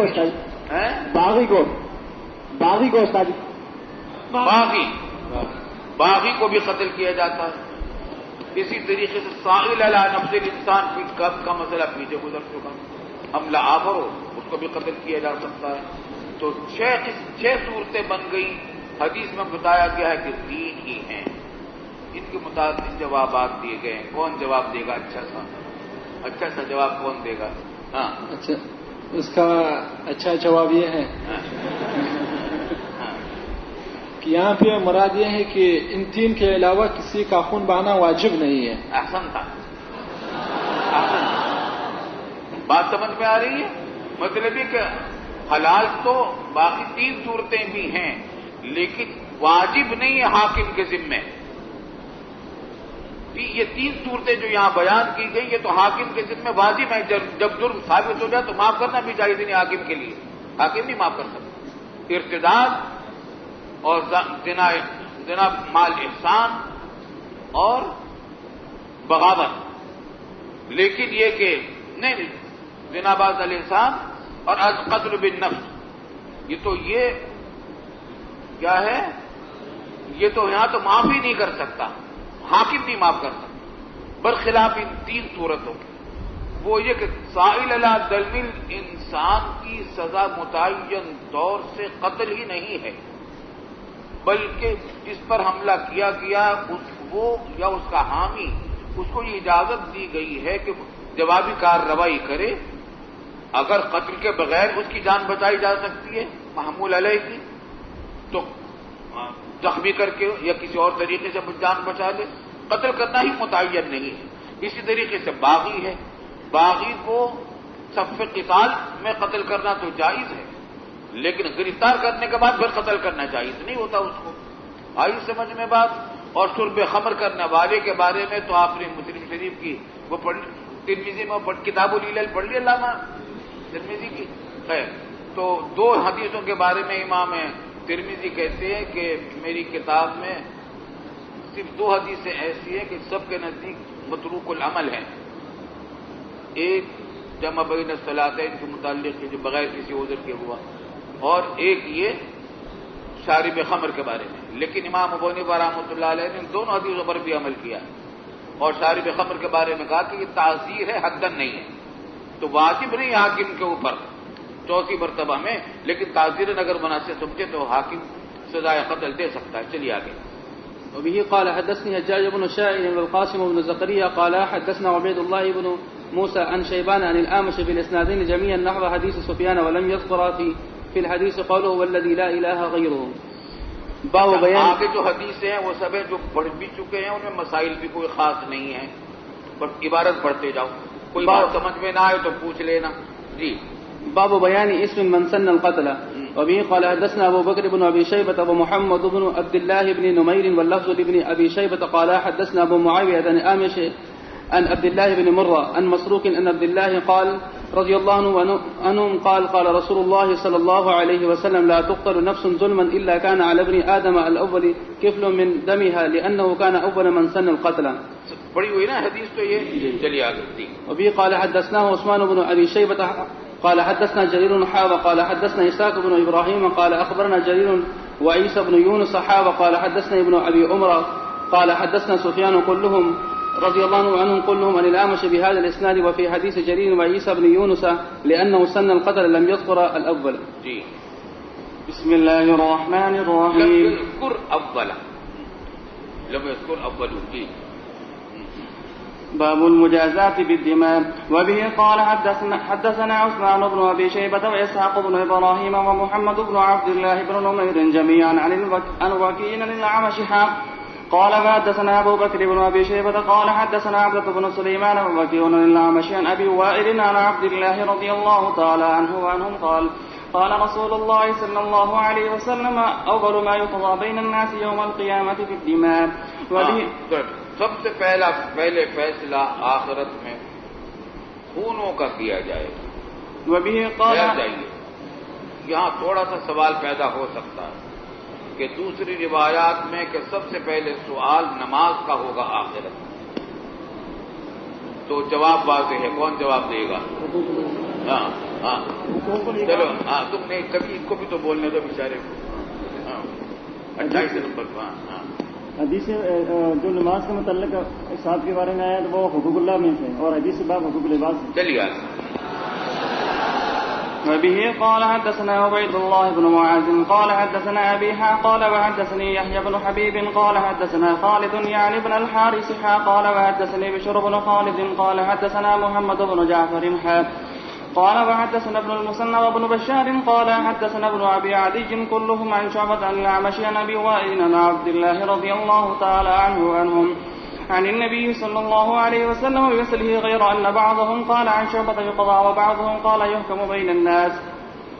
باب تغليظ تحريم الدماء والأعراض. وبه قال حدثنا أبو بكر بن أبي شيبة ويحيى بن حبيب الحارثي وتقاربا في اللفظ قال حدثنا عبد الوهاب الثقفي عن أيوب عن ابن سيرين عن ابن أبي بكرة عن أبي بكرة رضي الله تعالى عنه وعنهم عن النبي صلى الله عليه وسلم أنه قال إن الزمان قد استدار كهيئته يوم خلق الله السماوات والأرض.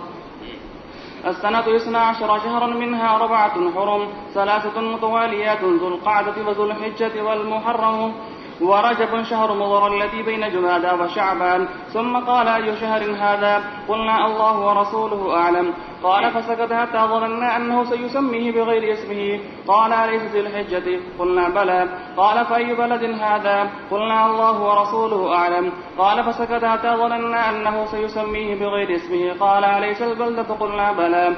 قال فأي يوم هذا؟ قلنا الله ورسوله أعلم. قال فسكت حتى ظننا أنه سيسميه بغير اسمه. قال أليس يوم النهر؟ قلنا بلى يا رسول الله. قال فإن دماءكم وأموالكم قال محمد وأحسبه قال وأعراضكم حرام عليكم كحرمة يومكم هذا في بلدكم هذا في شهركم هذا وستلقون ربكم فيسألكم عن أعمالكم فلا ترجعن بعد غلالا يضرب بعضكم رقاب بعض ألا ليبلغ الشاهد الغائب فلعل بعض من يبلغه يكون أوعاله من بعض من سمعه. ثم قال ألا هل بلغت؟ قال ابن حبيب في روايته ورجفه مضر وقال ابن حبيب في روايته ورجف مضر وفي رواية أبي بكر فلا ترجعوا بعدي. وبه قال حدثنا نصر بن علي الجهضمي قال حدثنا يزيد بن زريع قال حدثنا عبد الله بن عون عن محمد بن سيرين عن عبد الرحمن بن أبي بكرة عن أبيه رضي الله تعالى عنه وأنهم قال لما كان ذلك اليوم قعد على بعيره وأخذ إنسان بخطامه فقال أتدرون أي يوم هذا؟ قالوا الله ورسوله أعلم حتى ظننا أنه سيسميه باسمه. فقال أليس بيوم النحر؟ قلنا بلى يا رسول الله. قال فأي شهر هذا؟ قلنا الله ورسوله أعلم. قال أليس بذي الحجة؟ قلنا بلى يا رسول الله. قال فأي بلد هذا؟ قلنا الله ورسوله أعلم. قال حتى ظننا أنه سيسميه باسمه. قال أليس بالبلد؟ قلنا بلى يا رسول الله. قال فإن دماءكم وأموالكم وأعراضكم عليكم حرام كحرمة يومكم هذا في شهركم هذا في بلدكم هذا فليبلغ الشاهد الغائب. قال ثم انكفى إلى كبشين أملحين فذبحهما وإلى جزيعة من الغنم فقسمهما بيننا. وبه قال حدثنا محمد بن المثنى قال حدثنا حماد بن مسعدة عن ابن عون قال محمد قال عبد الرحمن بن أبي بكرة عن أبيه رضي الله تعالى عنه وأنه قال لما كان ذاك اليوم جلس النبي صلى الله عليه وسلم على بعير قال ورجل أخذ بزمامه أو قال بخطامه فذكر نحو حديث يزيد بن زريع. وبه قال حدثني محمد بن حاتم بن ميمون قال حدثنا يحيى بن سعيد قال حدثنا قرة بن خالد قال حدثنا محمد بن سيرين عن عبد الرحمن بن أبي بكرة وعن رجل آخر وفي نفسي أفضل من عبد الرحمن بن أبي بكرة قال وحدثنا محمد بن عمرو بن جبلة وأحمد بن خراش قال حدثنا أبو عامر عبد الملك بن عمرو قال حدثنا قرة بإسناد يحيى بن سعيد مسمى الرجل حميد بن عبد الرحمن عن أبي بكرة رضي الله تعالى عنه وعنهم قال خطبنا رسول الله صلى الله عليه وسلم يوم النهر فقال أي يوم هذا؟ فساق الحديث بمثل حديث ابن عون غير أنه لا يذكر وأعراضكم ولا يذكر ثم انكفى إلى كبشين وما بعده. وقال في الحديث كحرمة يومكم هذا في شهركم هذا في بلدكم هذا إلى يوم تلقون ربكم ألا هل بلغت؟ قالوا نعم. قال اللهم اشهد. ذرا دیکھ لیجئے یہاں پر امام مسلم رحمۃ اللہ علیہ بڑی تحقیق سے بتلا رہے ہیں بعض راویوں کے الفاظ کا اختلاف نقل کیا ہے اور اس میں یہ بھی ہے کہ اس روایت میں یہ ذکر نہیں ہے کہ تم من کفا الا کبشین املحین. خوب سمجھ لیجیے اوپر کی روایت میں جو ہے ذکر چل رہا ہے خطبہ حجۃ الوداع کا، اور ظاہر ہے کہ وہ خطبہ جو ہوا ہے وہ مینا میں ہوا ہے یا عرفات میں ہوا ہے یا مکے میں ہوا ہے، مدینے میں نہیں ہوا. حالانکہ یہ واقعہ جو ہے جو کتاب العضحیہ میں بھی اس کی تفصیل آئی ہے کہ آپ نے کچھ جانور بکریاں تقسیم فرما دی صحابہ کرام کے درمیان تاکہ وہ قربانی کریں. یہ واقعہ مدینہ طیبہ کا ہے، عید الاضحیٰ کے بعد رسول اللہ صلی اللہ علیہ وسلم نے کیا. راوی کو یہاں مغالطہ ہوا ہے اور دوسرے راویوں نے دوسرے راویوں کو یہ مغالطہ نہیں ہوا. امام مسلم نے اس کو واضح کر دیا. چلیے آگے. بسم اللہ الرحمن الرحیم. باب صحت الاقرار بالقتل. کیا خیال ہے؟ وبه بس یا اور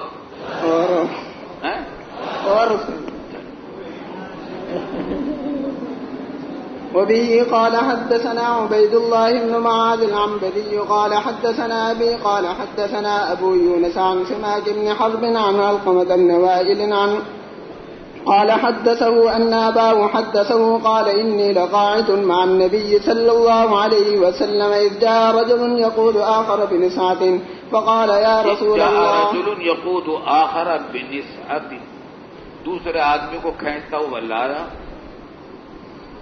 فقال چمڑے سے بنی ہوئی رسی کے ساتھ پکڑ رکھا تھا باندھے ہوئے لا رہا تھا.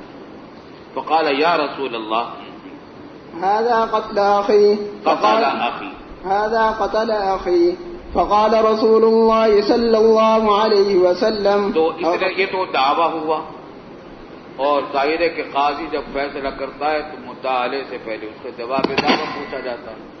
تو اس سے جواب دعویٰ آپ نے طلب کیا, پوچھا اقتلتہ, ابھی اس نے جواب نہیں دیا تھا کہ بیچ میں مدعی بول پڑا. وقال انه لو لم يعترف اقمت عليه البينہ, اگر اس نے اقرار نہ کیا تو میرے پاس تو بینہ موجود ہے, گواہ موجود ہے, ثابت کر دوں گا کہ اس نے قتل کیا میرے بھائی کو. قال نعم قتلته, تو اب ظاہر ہے کہ اب تو اقرار کرنا ہی تھا. قال کیف قتلته, اس سے یہ سوال کیا حضور صلی اللہ علیہ وسلم نے نوعیت قتل معلوم کرنے کے لیے, تاکہ یہ پتہ چلے کہ قتل عمد ہے یا شبہ العمد ہے یا قتل خطا ہے, یہ جاری مجرا یا خطا ہے. جی. قال كيف قتلته قال كنت انا وهو نختبط من شجرة فسبني, تھا میں اور وہ پتے جھاڑ رہے تھے ایک درخت سے. جی. فسبني فاغضبني فضربته بالفاس على قدمه, مجھے گالی دے دی تو میں نے اس کو, مجھے اس نے غصہ دلا دیا, بس میں نے اس کو کلہاڑی سے مار ڈالا. علی قرنی, سر پہ کلہاڑی ماری.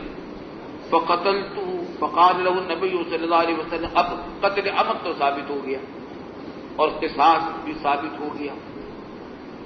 اب حضرت صلی اللہ علیہ وسلم نے رحمت للعالمین ہے, یا آپ دیکھیں کہ جہاں کہیں بھی قصاص کی نوبت آئی ہے آپ کی کوشش یہ رہتی تھی کہ کسی طریقے سے مصالحت ہو جائے, اولیاء مقتول اور قاتل کے درمیان, اور قاتل کی جان بچ جائے, قصاص سے بچ جائے. چنانچہ حضور صلی اللہ علیہ وسلم نے اس سے پوچھا کہ هل لك من شيء تؤديه عن نفسك, کیا تیرے پاس کچھ ایسی چیز ہے جو اپنی جان کے بدلے میں تو ادا کر دے اولیاء مقتول کو؟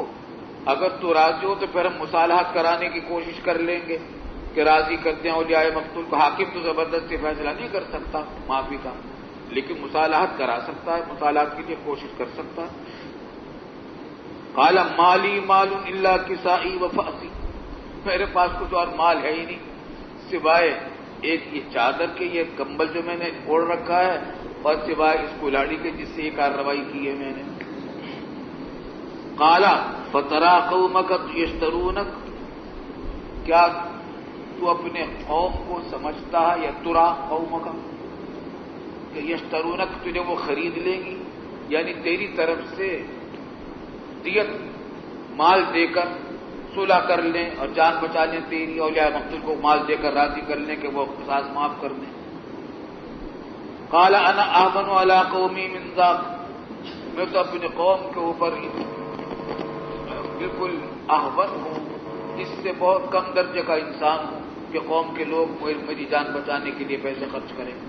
ایسا کوئی نہیں کرے گا میرے لیے خرچ. فرما الیہ بنسعتہ، بس آپ نے اس کی طرف وہ رسی پھینک دی. کس کی طرف؟ ولی مقتول کی طرف، مقتول کے بھائی کی طرف. وقال دونک صاحبک، لے لے تو اپنے صاحب کو یعنی اس قاتل کو لے جا اور تم قصاص لے لے اس سے. فانطلق به الرجل فلما ولى قال رسول اللہ صلی اللہ علیہ وسلم ان قتله فهو مثله. یہ واقعہ تو پڑھ چکے ہیں نا؟ نہیں پڑھا؟ اچھا. ان قتله فهو مثله، آپ نے کیا فرمایا؟ ان قتله فهو مثله، اگر اس مقتول کے بھائی نے اس قاتل کو قتل کر دیا تو یہ بھی قاتل ہی کی طرح ہو جائے گا، بھائی بھی. اس کے ظاہری معنی کیا بنتے ہیں؟ کہ جیسا وہ مجرم تھا، گناہگار تھا، یہ بھی گناہگار ہوگا. آئی سمجھ میں بات؟ چنانچہ یہی معنی سمجھ کر کیا ہوا؟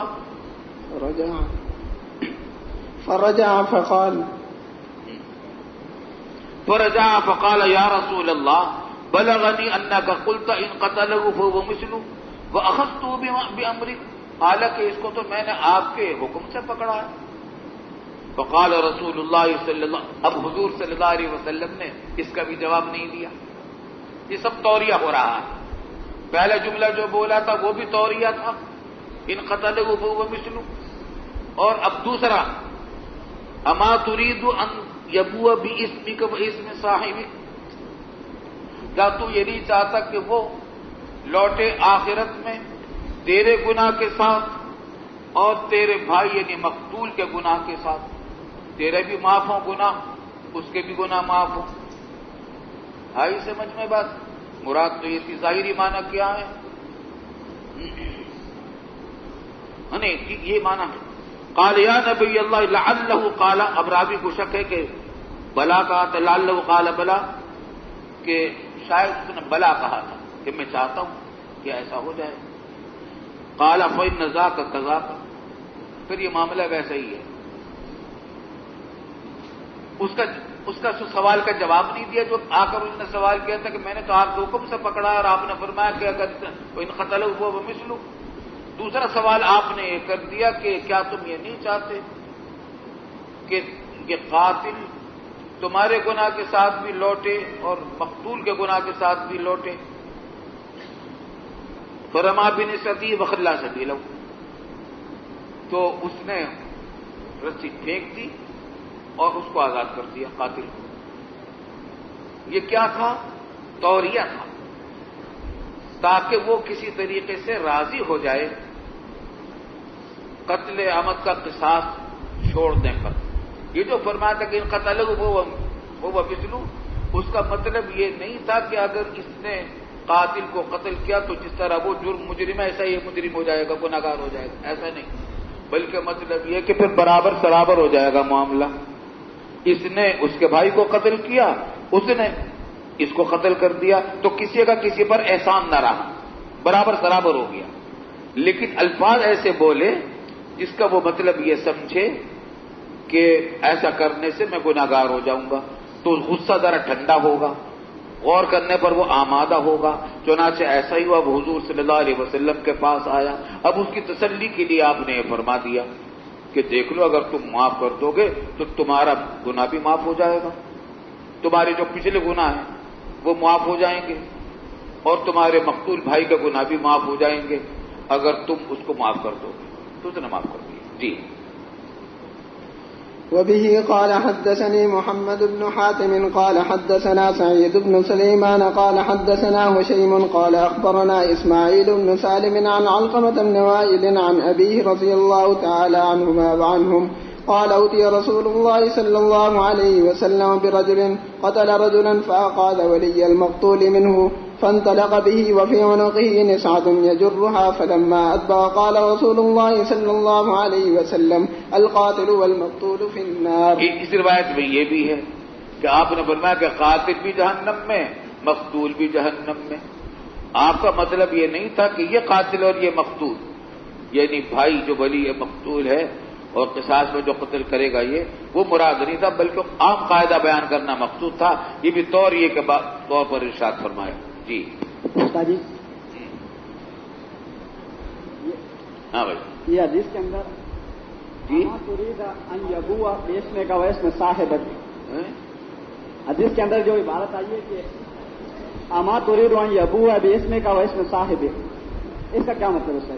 اس کے ظاہری مطلب تو یہ ہے کہ تیرا گناہ بھی اس پر پڑے گا، جو سمجھے نہیں بات کو، اور مقتول کا گناہ بھی اس پر پڑے گا. آئی سمجھ میں بات؟ حالانکہ یہ مراد نہیں ہے، بلکہ مراد یہ ہے کہ تیری وجہ سے، اس کی وجہ سے یہ تیرا گناہ بھی معاف ہو جائے گا اور تیرے بھائی کا بھی گناہ معاف ہو جائے گا. یہ بھی توریہ ہے. سمجھے بات کو؟ جی.